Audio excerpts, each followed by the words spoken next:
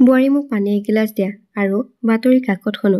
ৰাতিপুৱা মৰ্ণিং ৱাকৰ পৰা উভতি অহা ৬৮ বছৰীয়া প্ৰেমানন্দই এইষাৰ কথা কোৱাৰ লগে লগে তেওঁৰ বোৱাৰী মানসীয়ে পাকঘৰৰ পৰা যুদ্ধক্ষেত্ৰত প্ৰৱেশ কৰা যোদ্ধাৰ দৰে তাই ওলাই আহিল। তাইৰ চাদৰৰ আঁচলটো কঁকালত টানকৈ বান্ধি থোৱা আছিল। খং আৰু ভাগৰত মুখখন ৰঙা হৈ পৰিছিল আৰু তাৰ পাছত কথাৰ সলনি তাইৰ মুখৰ পৰা জুই ওলাবলৈ ধৰিলে। প্ৰথমে ল'ৰা-ছোৱালীক ৰাতিপুৱাই স্কুললৈ সাজু কৰা, সকলোৰে কাৰণে ব্ৰেকফাষ্ট বনোৱা, ঘৰ চাফ-চিকুণ কৰা আৰু এতিয়া মহাশয়ৰ বাবে বাতৰি কাকতখনো বিচাৰি দিব লাগিব। কিছুমান কামটো আপুনি নিজেও কৰিব পাৰে।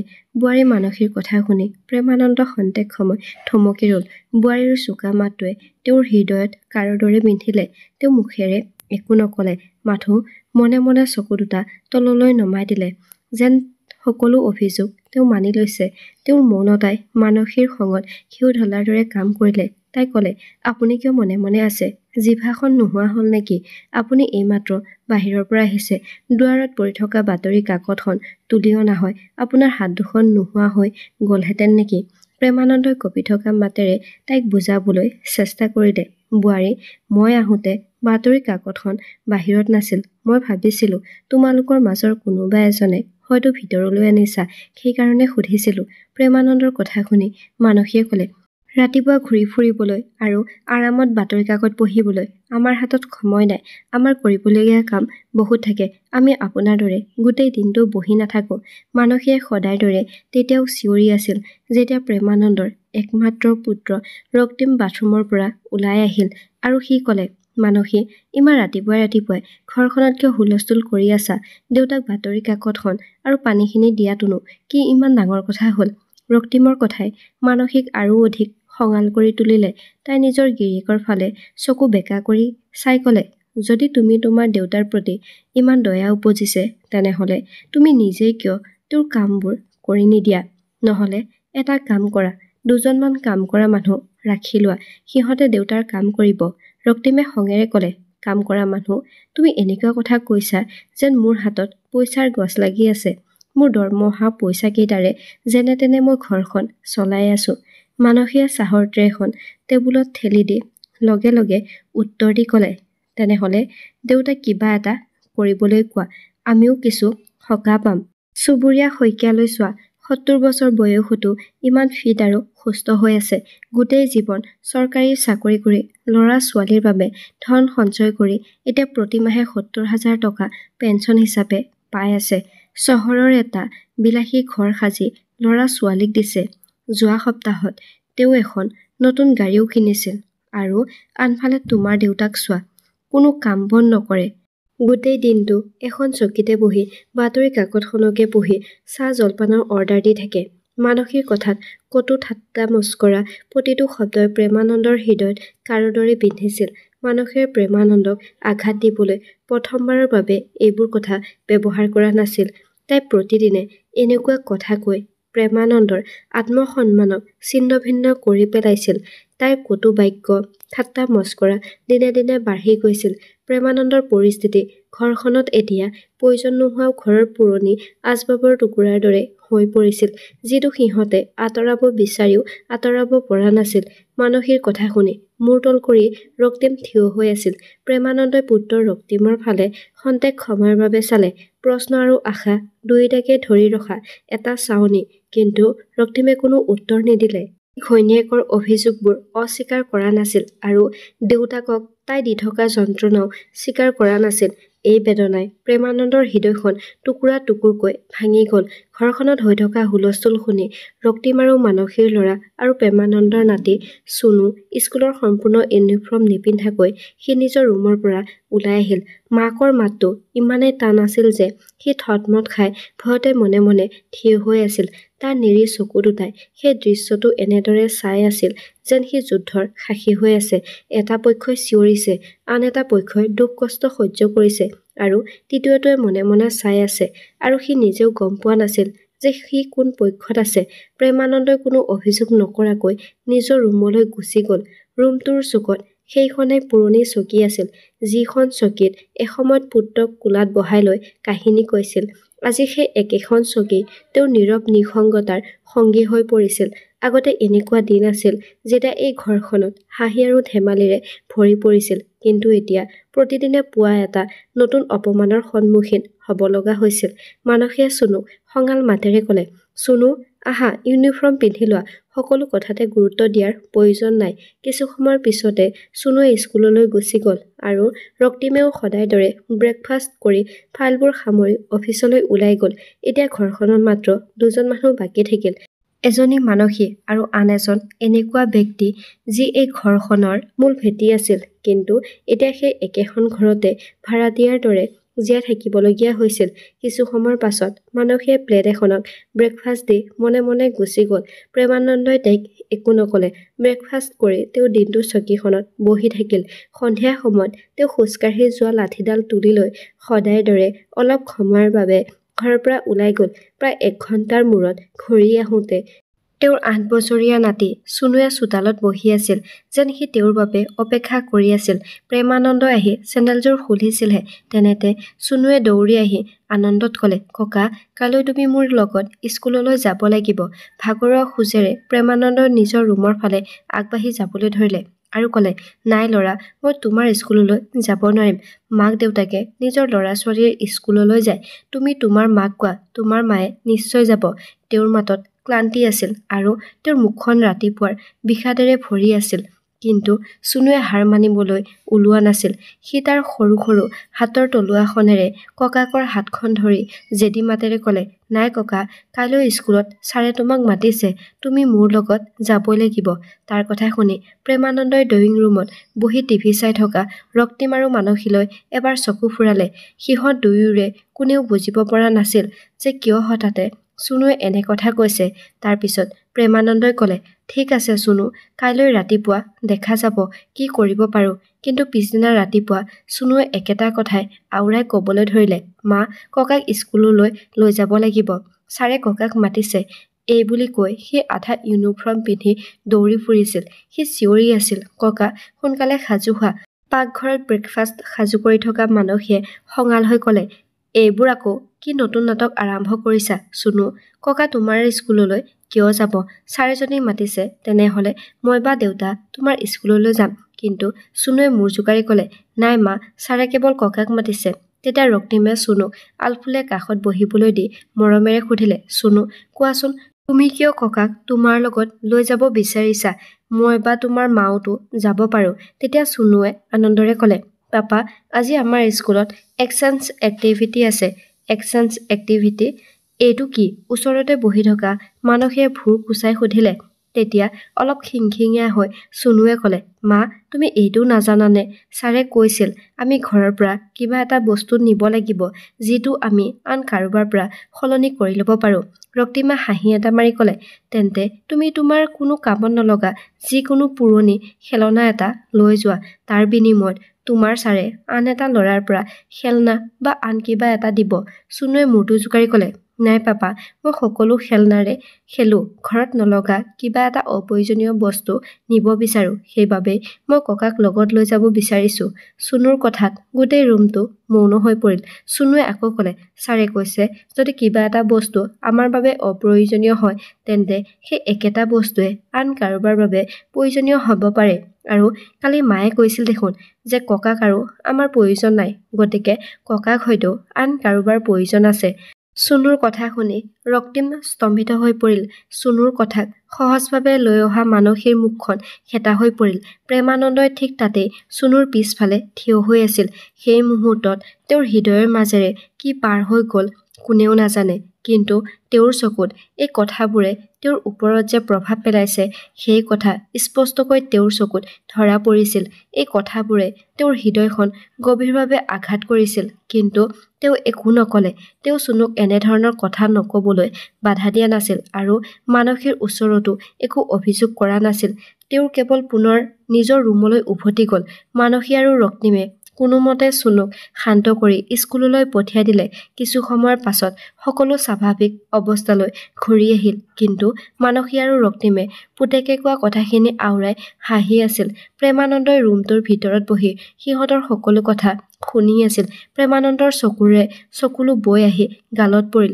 ৰুমটোত থকা সেই পুৰণি চকীখনত বহি তেওঁ বেৰত ওলমি থকা পুৰণি ফটো এখনলৈ চাই থাকিল। 3খন মুখ থকা এখন ফটো। তাত এজন তেওঁ নিজে, পত্নী লক্ষ্মী আৰু মাজত থিয় হৈ থকা কণমানি ৰক্তিম। এইটো ঘৰ যিটো তেওঁ আৰু লক্ষ্মীয়ে একেলগে সাজিছিল। তেতিয়া ইমান বেছি একো নাছিল। ডাঙৰ টিভি নাছিল, চিকচিকীয়া মজিয়া নাছিল আৰু এচিৰ পৰা অহা শীতল বতাহ নাছিল। কিন্তু যি আছিল সেয়া নিজৰ আছিল, মৰম আছিল, সুখ আছিল আৰু হৃদয়ৰ অনুভৱ আছিল। ৰক্তিম তেওঁলোকৰ একমাত্ৰ পুত্ৰ আছিল আৰু সেয়ে তেওঁলোকৰ পৃথিৱী আছিল। তাৰ বাবে তেওঁলোকে নিজৰ বহু সপোন ত্যাগ কৰিছিল। ৰক্তিম কেৱল সিহঁতৰ ল'ৰা নাছিল, সি আছিল তেওঁলোকৰ জীৱনৰ উদ্দেশ্য। তেওঁৰ এখন সৰু গেলামালৰ দোকান আছিল। দিনে ৰাতিয়ে কষ্ট কৰি তেওঁ টকা উপাৰ্জন কৰিছিল আৰু তেওঁৰ পত্নী লক্ষ্মীয়ে ঘৰখন চম্ভালিছিল। তেওঁলোক দুয়োৰে সপোন একেই আছিল, ৰক্তিমক পঢ়া-শুনা কৰি ভাল মানুহ কৰি তোলা। ৰক্তিমৰ সৰু ডাঙৰ প্ৰতিটো ইচ্ছা তেওঁলোকে পূৰণ কৰিছিল। কিন্তু লক্ষ্মীৰ হঠাৎ মৃত্যুৱে তেওঁলোকৰ সকলো সুখ কাঢ়ি লৈ গ'ল। লক্ষ্মীৰ মৃত্যুত প্ৰেমানন্দ বিধ্বস্ত হৈ পৰিল, কিন্তু ৰক্তিমৰ বাবে তেওঁ নিজকে চম্ভালি ল'লে। দোকানখন তেতিয়াও চলি আছিল। ৰক্তিমে কলেজ পাছ কৰিছিল। প্ৰেমানন্দৰ আত্মবিশ্বাস আছিল যে তেওঁৰ পুত্ৰ এজন মহান ব্যক্তি হ'ব। কিন্তু ৰক্তিমৰ এটা ভুল সিদ্ধান্তই তেওঁলোকৰ পৃথিৱীখন সলনি কৰি দিলে। এদিন ৰক্তিমে তেওঁক ক'লে যে, দেউতা, মই এটা ব্যৱসায় আৰম্ভ কৰাৰ সপোন দেখিছোঁ, কিন্তু ব্যৱসায়টো কৰিবলৈ মোক 5 লাখ টকা লাগে। মই যদি এই ব্যৱসায়টো আৰম্ভ কৰোঁ, তেন্তে ই আমাৰ জীৱনটো সলনি কৰি দিব। কিন্তু ইয়াৰ বাবে টকাৰ প্ৰয়োজন। প্ৰেমানন্দই ৰক্তিমৰ চকুত সেই সপোন দেখিলে, যিটো সপোন তেওঁ আৰু তেওঁৰ পত্নী লক্ষ্মীয়ে এসময়ত দেখিছিল। তেওঁ পুত্ৰৰ চকুত কিবা এটা কৰাৰ দৃঢ়তা দেখি তেওঁ নিজৰ দোকান আৰু দোকানখনৰ ভেটি মাটি বিক্ৰী কৰি দিলে। কিন্তু সেইকেইটা টকা কম পৰাত প্ৰেমানন্দই গাঁৱৰ ধনী মানুহ এজনৰ পৰা 1 লাখ টকাৰ ঋণ লৈ ৰক্তিমক সফলতাৰ আশীৰ্বাদ দি গোটেই টকাখিনি তাক দিলে। কিন্তু তাৰ বেয়া সিদ্ধান্ত, অভিজ্ঞতাৰ অভাৱ, বজাৰৰ মান্দাৱস্থাই সকলো ধ্বংস কৰি পেলালে। তেওঁলোক ঋণৰ গাঁতত পোত খাই পৰিল। সুতৰ বোজা প্ৰেমানন্দৰ কান্ধত পৰিল। ঋণ পৰিশোধ কৰিবলৈও ৰক্তিমে চেষ্টা কৰা নাছিল। কোনোদিনে সি দেউতাকৰ দুৰ্দশা বুজিবলৈও চেষ্টা কৰা নাছিল। প্ৰেমানন্দই দিনে নিশাই হাজিৰা কৰি ঋণ লোৱা মানুহজনৰ টকাখিনি ঘূৰাই দিলে। তাৰ কেইবছৰমান পিছত ৰক্তিমে চাকৰি এটা পালে। প্ৰেমানন্দই কেতিয়াও ৰক্তিমৰ আগত একো অভিযোগ কৰা নাছিল।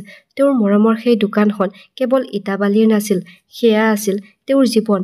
বছৰ বছৰ ধৰি কৰা কঠোৰ পৰিশ্ৰমৰ ফল। তথাপিও তেওঁ পুত্ৰৰ বাবে সেইখন বিক্ৰী কৰি দিছিল। তেওঁ নিজৰ পুত্ৰৰ বাবে নিজকে বলিদান দিছিল। কিন্তু ৰক্তিমে সেই কথা কেতিয়াও বুজিবলৈ চেষ্টা কৰা নাছিল, যাৰ বাবে তেওঁ নিজকে বলিদান দিছিল। সেই পুত্ৰ আৰু বোৱাৰীয়ে এতিয়া তেওঁক বেকাৰ বুলি ভাবে। বহি বহি খোৱা, বিচনাত পেট পেলাই থকা, কাম-বন একো নকৰা, এইবোৰ কথা কৈ তেওঁক তেওঁৰ বোৱাৰীয়ে মানসিক অত্যাচাৰ কৰিছিল। প্ৰেমানন্দৰ এনে লাগিছিল যেন কোনোবাই তেওঁৰ বুকুৰ ওপৰত শিল থৈ খোজকাঢ়ি আছে। এতিয়ালৈকে তেওঁ এইবোৰ প্ৰতিদিনে সহ্য কৰি এইখন ঘৰতে জীৱনটো কটাই আছে। কিন্তু আজি তেওঁ নিজৰ আত্মসন্মানত বহুত আঘাত পাইছিল আৰু সেই আঘাত এতিয়া অসহ্যকৰ হৈ পৰিছিল। তেওঁ কেৱল সন্মান বিচাৰিছিল, কিন্তু সেইটো এইখন ঘৰৰ 4খন দেৱালৰ ভিতৰত নাছিল। এটা দৃঢ় সিদ্ধান্ত তেওঁৰ মনত গঢ় লৈ উঠিছিল, তেওঁ আৰু এইখন ঘৰত নাথাকে। দুপৰীয়াৰ সময় আছিল। মানসীয়ে তাইৰ ৰুমৰ এচিৰ শীতল বতাহ লৈ জিৰণি লৈ আছিল। চুনু চুবুৰীয়াৰ ল'ৰাটোৰ লগত খেলিবলৈ গৈছিল। ৰক্তিম অফিচত আছিল। প্ৰেমানন্দই মনে মনে ৱাৰ্ড্ৰবটো খুলি সৰু বেগ এটা উলিয়াই তাত 2-3 যোৰমান কাপোৰ আৰু প্ৰয়োজনীয় বস্তুবোৰ ভৰাই ল'লে। কিন্তু এটা সমস্যা আছিল, তেওঁৰ পকেটটো খালী হৈ আছিল। আলমাৰীটো খুলি 50 টকীয়া 2খন নোটৰ বাহিৰে তেওঁ একো নাপালে। তেনেতে ঘৰৰ চুকত থকা সৰু মন্দিৰ এটাত তেওঁৰ চকু পৰিল। মূৰ্তিটোৰ সন্মুখত এটা সৰু বাকচত ভগৱানক আগবঢ়োৱা 5 টকীয়া, 10 টকীয়া, 20 টকীয়া নোট আছিল। প্ৰেমানন্দৰ এক মুহূৰ্তৰ বাবে সংকোচ অনুভৱ হ'ল।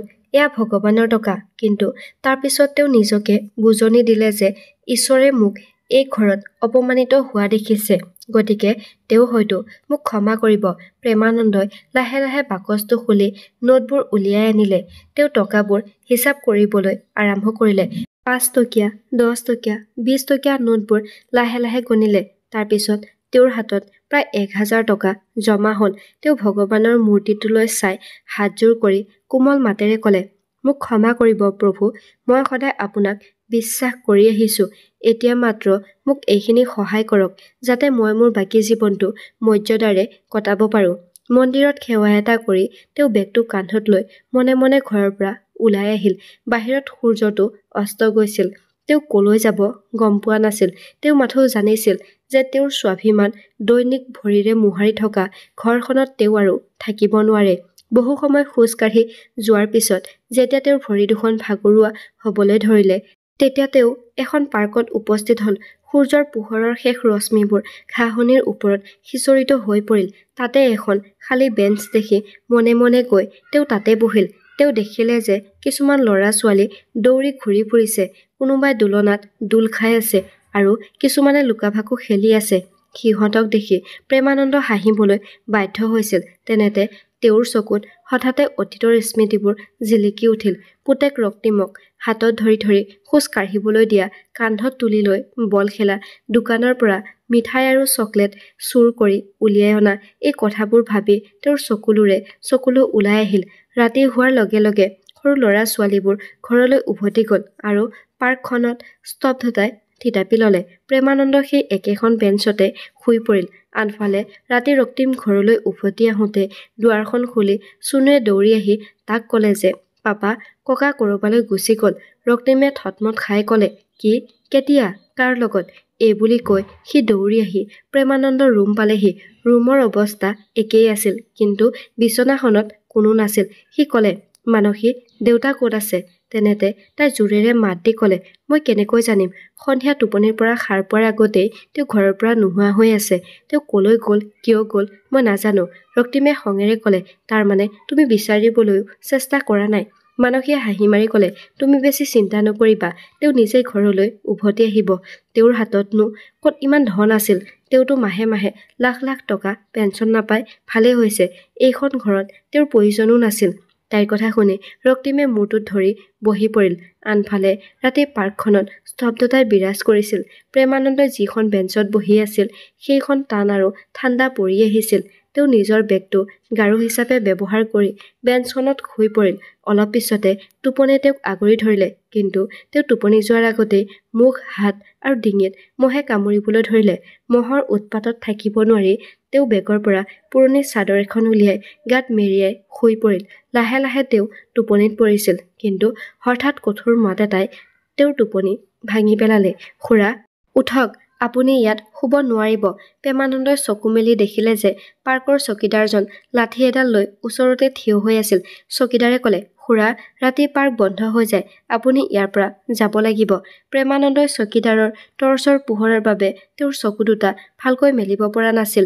তেওঁ গাত লৈ থকা কাপোৰখন ভাঁজ কৰি বেগটো তুলি লৈ বেঞ্চৰ পৰা একো নোকোৱাকৈ উঠি আহিল। তেওঁ কলৈ যাব, কি কৰিব, মনত হাজাৰটা প্ৰশ্ন আহিবলৈ ধৰিলে। পাৰ্কৰ পৰা ওলাই আহি তেওঁ খোজকাঢ়ি গৈ থাকোঁতে হঠাৎ গাড়ী এখনৰ আগত পৰিল। লগে লগে গাড়ী চলাই অহা যুৱকজন নামি আহিল আৰু প্ৰেমানন্দক হস্পিটেল লৈ গ'ল। হস্পিটেলত তেওঁক তেজ ওলোৱা ঠাইত মলম লগাই দিয়া হ'ল। যুৱকজনে প্ৰেমানন্দৰ ঠিকনা বিচাৰিলে, কিন্তু প্ৰেমানন্দই ক'লে যে মোৰ কোনো ঠিকনা নাই, মই অকলশৰীয়া। এই কথা শুনি যুৱকজনে হাঁহি মাৰি ক'লে যে আপুনি মোৰ ঘৰলৈ বলক। এই কথা কৈ সেই প্ৰেমানন্দক তাৰ ঘৰলৈ লৈ গ'ল। পিছদিনা ৰাতিপুৱা সেই যুৱকজন অৰ্থাৎ ৰঞ্জিতে ক'লে যে খুৰা, আপোনাৰ পৰিচয়টো কওকচোন। তেতিয়া তেওঁ ক'লে, মোৰ নাম প্ৰেমানন্দ, মোৰ বয়স ৬৮ বছৰ। বোৱাৰীৰ মানসিক অত্যাচাৰ সহ্য কৰিব নোৱাৰি মই ঘৰৰ পৰা ওলাই আহিছোঁ। তেতিয়া ৰঞ্জিতে ক'লে, খুৰা, আপুনি মোক এটা সহায় কৰিব পাৰিবনে? হয়তো ভগৱানে আপোনাক মোৰ সহায় হিচাপে মোৰ ওচৰলৈ পঠিয়াইছে। মোক এজন মানুহৰ খুব প্ৰয়োজন হৈ আছিল। আপুনি মোৰ দেউতা হ'ব পাৰিবনে? মই জানো এইটো অলপ আচহুৱা, কিন্তু মোৰ আন কোনো উপায় নাই। প্ৰেমানন্দই ৰঞ্জিতৰ ফালে মনোযোগেৰে চাই ক'লে, বোপা, মই জীৱনত বহুত কিবা কিবি দেখিছোঁ, কিন্তু এই দেউতাক হোৱাৰ কথাটো মই বুজি পোৱা নাই। তুমি কি ক'ব বিচাৰিছা মোক স্পষ্টকৈ কোৱা। ৰঞ্জিতে তাৰ নিজৰ কাহিনী ক'বলৈ আৰম্ভ কৰিলে। খুৰা, মই এজন অনাথ। সৰুতে মোৰ মা-দেউতাৰ দুৰ্ঘটনাত মৃত্যু হৈছিল। মই অনাথ আশ্ৰমত ডাঙৰ হৈছো। মই স্কুলৰ বৃত্তিৰে পঢ়িছিলো আৰু আজি মই এটা ভাল কোম্পানীত চাকৰি কৰি আছো। দৰমহা ভাল, জীৱনটো সুৰক্ষিত। কিন্তু মোৰ পৰিয়াল নাই।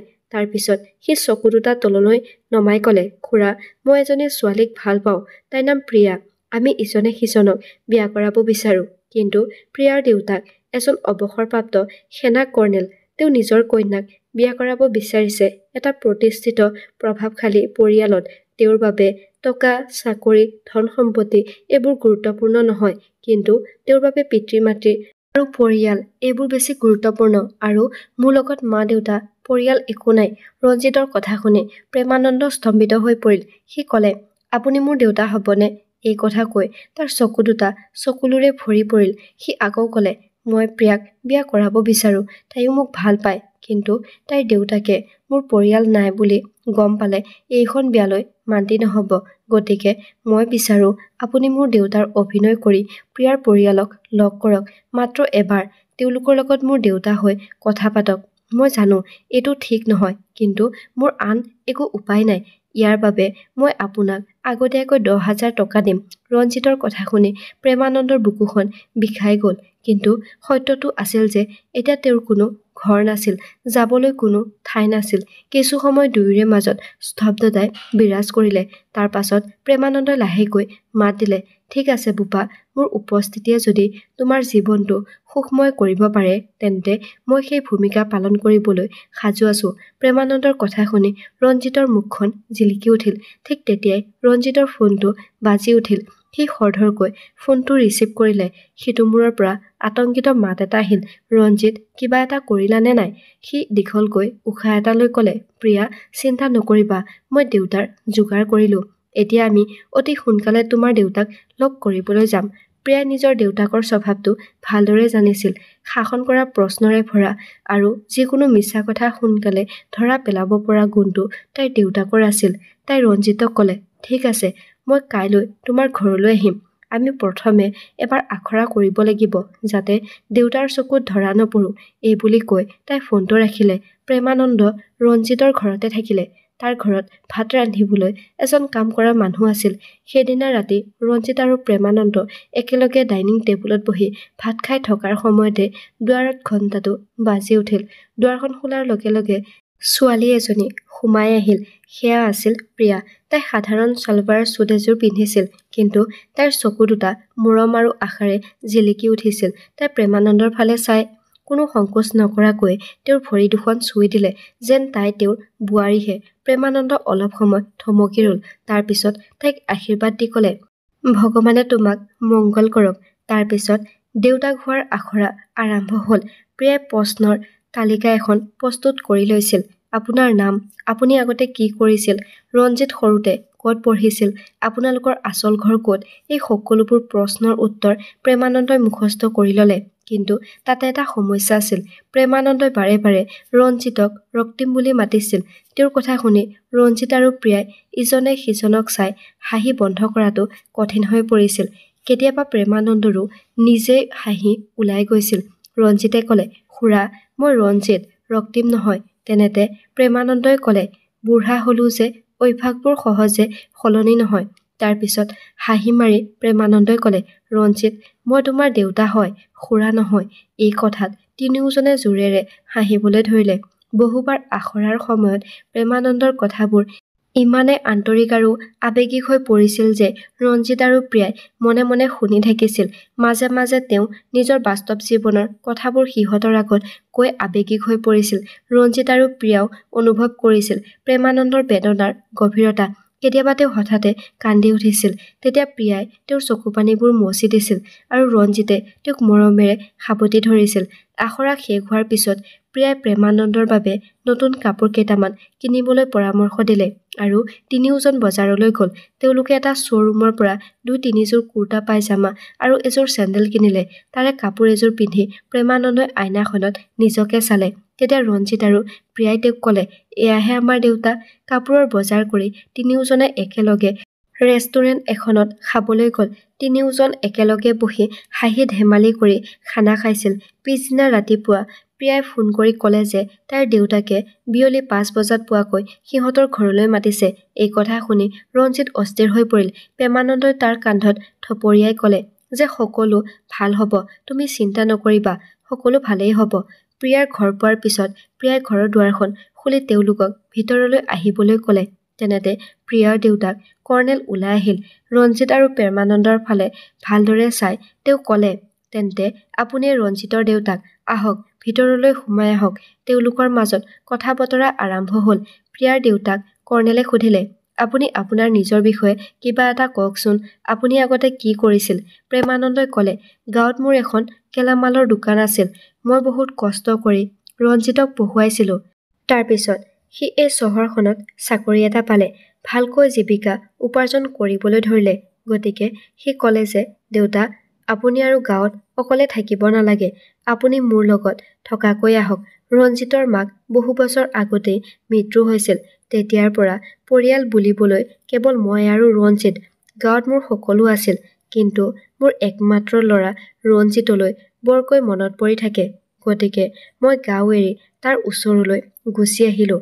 প্ৰেমানন্দই কৰ্ণেলে সোধা প্ৰতিটো প্ৰশ্নৰ উত্তৰ ইমানেই আত্মবিশ্বাস আৰু দৃঢ়তাৰে দিছিল যে কৰ্ণেল আপ্লুত হৈছিল। তেওঁৰ কথাত এয়া যে এক ভুৱা সম্পৰ্ক সেয়া কোনেও অনুভৱ কৰা নাছিল। প্ৰেমানন্দই ৰঞ্জিতৰ প্ৰশংসা কৰিলে। সিহঁত বাপেক পুতেকৰ মাজত কিমান মৰম আছে সেই কথা ক'লে। কথা বতৰা শেষ কৰি ৰঞ্জিত আৰু প্ৰেমানন্দই বিদায় ল'লে। উভতি আহিব লওঁতে প্ৰিয়াই আলফুলে প্ৰেমানন্দৰ হাতত ধৰি ফুচফুচাই ক'লে, খুৰা, আজি তুমি অকল দেউতাৰ হৃদয়খনেই নহয়, আমাৰ দুয়োৰে হৃদয়খন জিকিলা। তাইৰ কথা শুনি প্ৰেমানন্দৰ চকু দুটা সেমেকি আহিল। কাৰণ তেওঁ কোনো অভিনয় কৰা নাছিল। তেওঁ এজন পিতৃ হৈ ৰঞ্জিতৰ লগত আছিল। তেওঁলোক যোৱাৰ পাছত কৰ্ণেলে প্ৰিয়ালৈ চাই ক'লে, প্ৰিয়া, তোমাৰ সিদ্ধান্তত মোৰ সম্পূৰ্ণ বিশ্বাস আছে। আমি এই সম্পৰ্কটোৰ বাবে মান্তি হৈছোঁ। কৰ্ণেলৰ কথা শুনি প্ৰিয়াই লগে লগে ৰঞ্জিতক ক'লে, সিহঁতৰ এনে লাগিল যেন জীৱনৰ আটাইতকৈ কঠিন যুদ্ধখনত সিহঁত দুয়ো জয়ী হৈছে। কিন্তু বিয়াৰ দুদিন আগত এদিন ৰাতি প্ৰেমানন্দৰ হঠাৎ জ্বৰ আৰু বমি হ'বলৈ ধৰিলে। ৰঞ্জিতে তেওঁক লগে লগে ওচৰৰ চিকিৎসালয় এখনলৈ লৈ গ'ল। ডাক্তৰে তেওঁক পৰীক্ষা কৰি ঔষধ খাবলৈ দিলে আৰু অলপ সময়ৰ ভিতৰতে তেওঁৰ জ্বৰ আৰু বমি ভাল হ'বলৈ ধৰিলে। কিন্তু ৰঞ্জিতে গোটেই ৰাতি প্ৰেমানন্দৰ বিচনাৰ কাষতে বহি থাকিল। পিছদিনা ৰাতিপুৱা যেতিয়া প্ৰেমানন্দৰ অৱস্থা সুস্থিৰ হ'ল, তেতিয়া চিকিৎসকে তেওঁক ঘৰলৈ আনিবলৈ অনুমতি দিলে। ডাক্তৰে ৰঞ্জিতক তেওঁৰ খাদ্যৰ প্ৰতি বিশেষ গুৰুত্ব দিবলৈ পৰামৰ্শ দিলে। ৰঞ্জিতে প্ৰেমানন্দক ঘৰলৈ লৈ অহাৰ পিছতো সি তেওঁৰ যত্ন লোৱাত অকণো অৱহেলা নকৰিলে। সি সদায় নিজে হাতেৰে তেওঁৰ বাবে কেতিয়াবা গৰম চুপ, কেতিয়াবা দাইল বনাই নিজৰ হাতেৰে প্ৰেমানন্দক খুৱাই দিছিল, যেন তেওঁ তাৰ নিজৰ দেউতাকহে। সেইদিনা দুপৰীয়া প্ৰিয়াই প্ৰেমানন্দৰ স্বাস্থ্যৰ বিষয়ে সোধা-পোছা কৰিবলৈ আহিছিল। তেতিয়া প্ৰেমানন্দই ৰঞ্জিতৰ ফালে চাই ক'লে, সি ৰাতিটো হস্পিটেলত মোৰ বিচনাৰ কাষতে বহি থাকিল।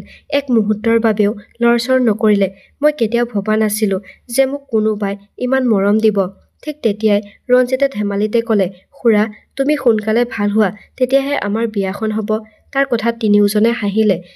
এতিয়া অজানিতে তিনিজন অচিনাকি মানুহ এটা পৰিয়াল হৈ পৰিছিল। লাহে লাহে প্ৰেমানন্দৰ স্বাস্থ্য ভাল হ'বলৈ ধৰিলে আৰু অৱশেষত সেই দিনটো আহিল। ৰঞ্জিত আৰু প্ৰিয়া মণ্ডপত বহি আছিল।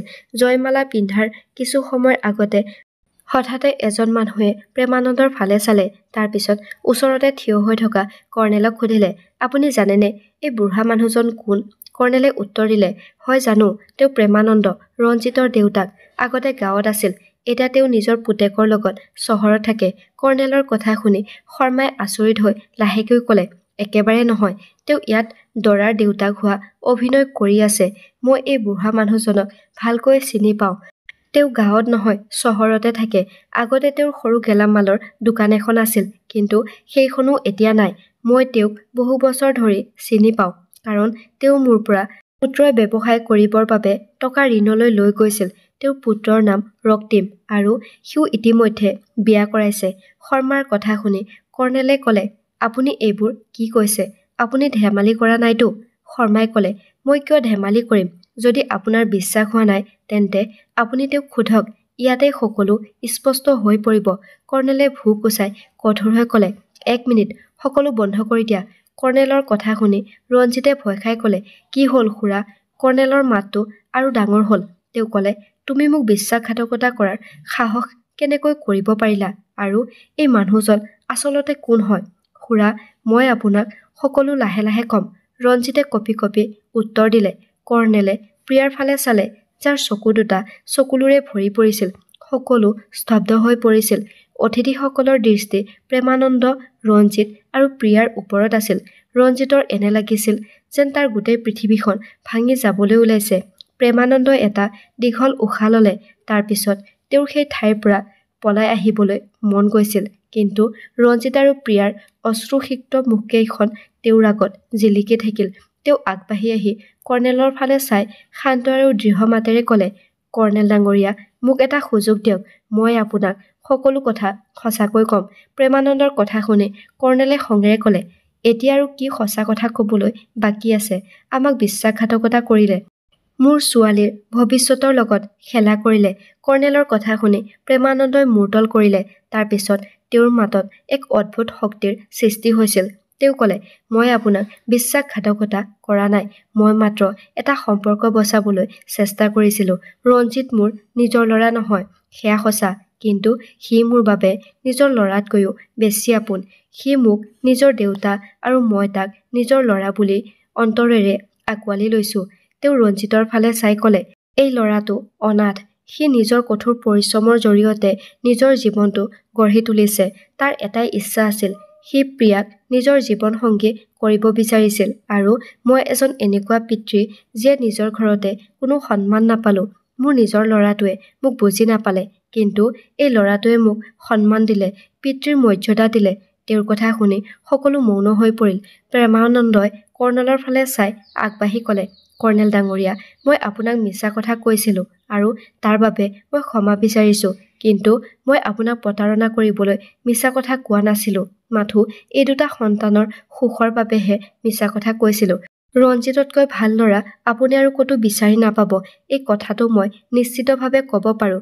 প্ৰিয়া আৰু ৰঞ্জিতে ইজনে সিজনক অপৰিসীমভাৱে ভাল পায়। সিহঁতৰ প্ৰেম সঁচা আৰু সেইবাবে আজি মই সিহঁতৰ পক্ষত থিয় দিছোঁ। আপুনি ইচ্ছা কৰিলে মোক ইয়াৰ পৰা খেদি পঠিয়াব পাৰিব, কিন্তু এই ল'ৰা ছোৱালীবোৰৰ সুখ কাঢ়ি নিনিব। এতিয়ালৈকে মনে মনে থকা প্ৰিয়া আগবাঢ়ি আহিল। দুচকুত চকুলো লৈ মাতটো দৃঢ় কৰি তাই ক'লে, পাপা, খুৰাই যি কৰিলে সেয়া কেৱল ৰঞ্জিত আৰু মোৰ কাৰণে আমাৰ অনুৰোধত কৰিলে। কাৰণ ৰঞ্জিত আৰু মই ইজনে সিজনক বহুত ভাল পাওঁ। ৰঞ্জিতক মোৰ পৰা পৃথক কৰিলে মই কেতিয়াও সুখী হ'ব নোৱাৰিম। কৰ্ণেলৰ মুখখন তেতিয়াও খঙত কঠোৰ হৈ আছিল যদিও জীয়েকৰ কথাত তেওঁৰ হৃদয়খন গলি গৈছিল। তাৰ পাছত তেওঁ ক'লে যে প্ৰেমানন্দ, আপুনি যি কৰিলে সেয়া ভুল আছিল। কিন্তু আপোনাৰ কথা আৰু এই ল'ৰা ছোৱালীকেইটাৰ মৰমে মোক ভাবিবলৈ বাধ্য কৰাইছে। প্ৰিয়াৰ সুখৰ বাবে মই ৰঞ্জিতৰ লগত তাইক বিয়া দিবলৈ সাজু আছোঁ। কিন্তু এইটোৱে মোৰ চূড়ান্ত সতৰ্কবাণী। আগলৈ আৰু মোক মিছা কথা নক'ব। তাৰ পিছত বিয়াখন আনন্দৰে পাৰ হ'ল। বিয়াৰ পিছত প্ৰিয়াই কইনা হৈ ৰঞ্জিতৰ ঘৰলৈ আহিল। ৰঞ্জিতৰ ঘৰখন এতিয়া মৰম আৰু হাঁহিৰে ভৰি পৰিল। বিয়াৰ তৃতীয় দিনা ৰাতিপুৱা প্ৰিয়া নিজৰ ৰুমৰ পৰা ওলাই আহিল। তাৰ পিছত প্ৰেমানন্দৰ ৰুমৰ ফালে চালে। দুৱাৰখন খোলা আছিল আৰু ৰুমটো খালী হৈ আছিল। তাইৰ হৃদয়খন ধপধপাই উঠিল। তাই আতংকিত হৈ মাত দিলে, ৰঞ্জিত, এইফালে আহা।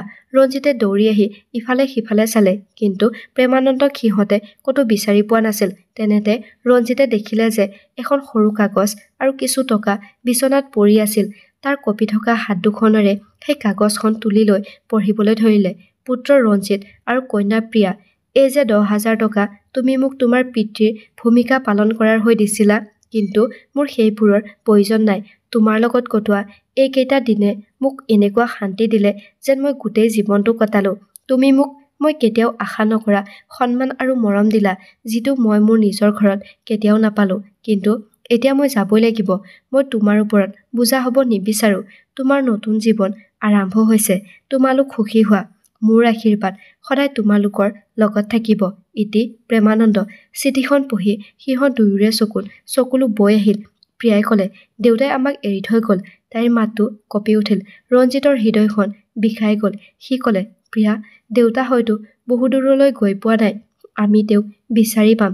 তাৰ পিছত অলপো পলম নকৰি ৰঞ্জিত আৰু প্ৰিয়াই তেওঁক বিচাৰি গ'ল। সিহঁতে সকলোতে চালে, বাছ ষ্টেণ্ড, ৰেলৱে ষ্টেচন, কিন্তু তেওঁক ক'তো নাপালে। অৱশেষত পাৰ্ক এখনত এজোপা বেলগছৰ তলত তেওঁক বহি থকা দেখিলে।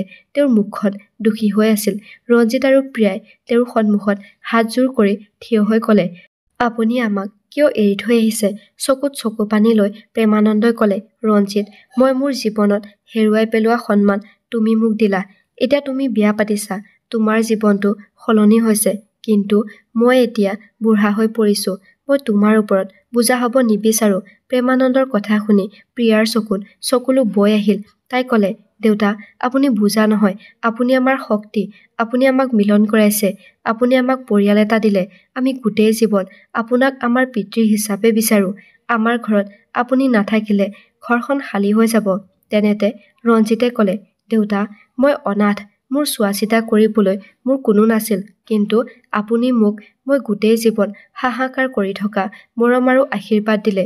প্ৰিয়া আৰু মোক আপোনাৰ প্ৰয়োজন আছে। আপোনাৰ অবিহনে আমি অসম্পূৰ্ণ। সিহঁতৰ কথা শুনি প্ৰেমানন্দৰ চকু দুটা চকুলোৰে ভৰি পৰিল।